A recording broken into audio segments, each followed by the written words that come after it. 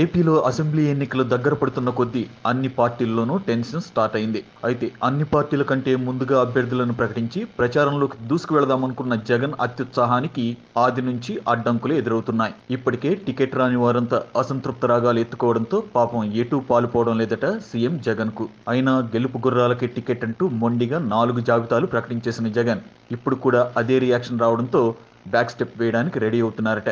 ఏపీలో టీడీపీ, జనసేన అన్నీ కుదిరితే బీజేపీతో కలిసి వచ్చే ఎన్నికల్లో వైసీపీని ఢీకొట్టడానికి సిద్ధమవుతున్నాయి. మరోసారి జగన్మోహన్ రెడ్డి ప్రభుత్వాన్ని ఏపీలో రానియకుండా చేయడానికి శక్తి వంచన లేకుండా కృషి చేస్తున్నాయి. ఇదంతా చూస్తున్న జగన్ సర్వేల మీద సర్వేలు నిర్వహిస్తున్నారట. ఇప్పటి వరకు 4 అభ్యర్థుల జాబితాలను ప్రకటించిన సీఎం జగన్ ప్రస్తుతం 5వ జాబితాపై కసరత్తు చేస్తున్నారు.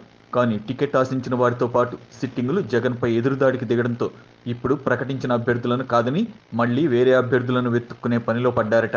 ఇప్పటి వరకు 58 అసెంబ్లీ స్థానాలకు 10 పార్లమెంట్ స్థానాలకు వైసీపీ ఇన్ఛార్జీలను మార్చేసిన జగన్ పార్టీలో దీనిపై బీభత్సమైన వ్యతిరేకతను ఎదుర్కొంటున్నారు.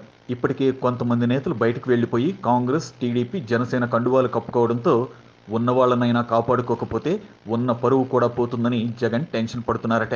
5వ జాబితాలో అయినా తమ పేరు ఉంటుందా అని ఎదురు చూస్తున్న వాళ్లను కూడా ఇప్పుడు పక్కన పెట్టి ఇప్పటికే టికెట్ ఇచ్చి ఆశపెట్టిన నేతలకు ఝలక్ ఇవ్వడానికి రెడీ అవుతున్నారట.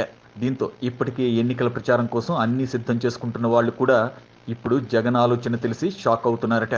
ఇంకా కొన్ని నియోజకవర్గాలకు జగన్ ఇన్ఛార్జీలను ప్రకటించాల్సి ఉండడంతో ఇంకా ఎలాంటి నిర్ణయాలు తీసుకుంటారో అని వైసీపీ నేతలు షాక్ అవుతున్నారట.